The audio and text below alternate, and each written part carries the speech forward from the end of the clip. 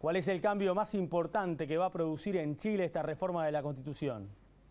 Yo creo que el cambio más importante es que cae el blindaje al modelo socioeconómico que había dejado Augusto Pinochet, un modelo que ofrecía ventajas. En un comienzo esa ventaja principal era la aceleración del crecimiento económico, un crecimiento vigoroso y en un sentido hacia el desarrollo, pero a la vez establecía una suerte de inmovilidad social, ¿no? Diluía totalmente las posibilidades de movilidad social, generando una desigualdad petrificada en lo que llega a parecerse a un sistema de castas, clases sociales que parecen petrificadas y con una diferencia oceánica o una distancia oceánica entre lo que poseen los que más tienen y los que poseen los que menos tienen. Eso tenía un blindaje en la Constitución de 1980, la Constitución de Pinochet.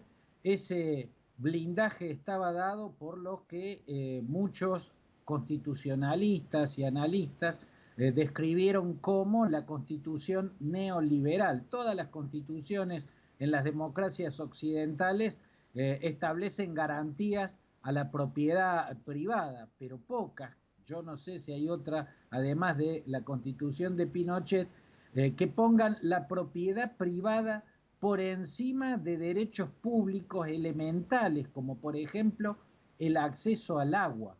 En la Constitución de 1980, el gobierno está obligado a velar por el mercado, ¿no? Y la propiedad privada está por encima de derechos públicos básicos, elementales. Citaba el agua, pero en esa Constitución se establece también que además del agua, la educación, la salud, las jubilaciones, todos esos derechos elementales y públicos quedan regulados por el mercado.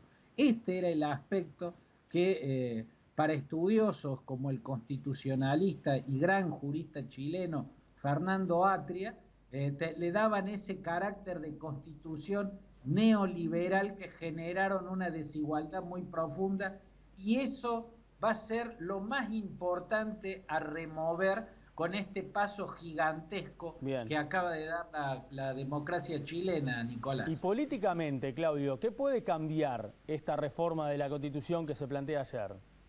Bueno, hasta acá hemos visto cómo la transición democrática ha ido dando pasos muy pequeños que sobre todo se daban en el terreno de lo político. El primer paso fue derrotar a Pinochet en aquel plebiscito que concedió en 1988 para tratar de legitimar en las urnas el poder que tenía como dictador.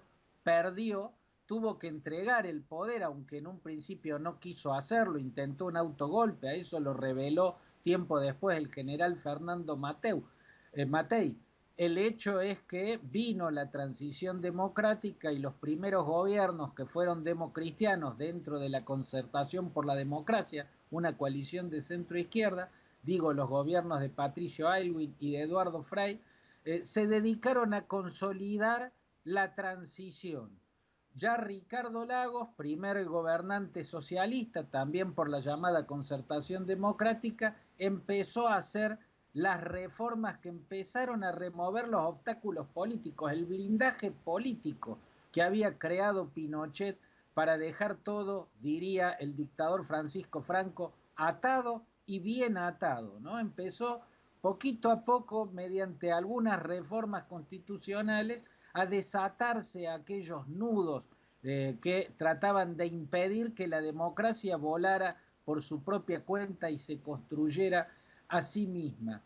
Pero esas reformas tienen en este paso, que en realidad lo había pedido Bachelet en su segunda gestión, fue la presidenta Michelle Bachelet la que señaló que ese modelo constitucional, la constitución de 1980, ya debía ser cambiado, porque ahora había que remover el blindaje que había dejado Pinochet en el modelo económico y social. Ella no pudo hacerlo en su gobierno porque le faltó vigor político. Quedará en la historia Sebastián Piñera como el presidente bajo cuyo mandato se dio este histórico referéndum que pone en marcha el reemplazo total de la Constitución. Pero bueno, no fue algo que naciera del propio Piñera por convicciones propias. Se lo impusieron las calles, Nicolás, con esas masivas protestas que el mundo entero ha visto en los últimos meses. Sin dudas, Claudio. Te mandamos un abrazo grande. Gracias por ahora.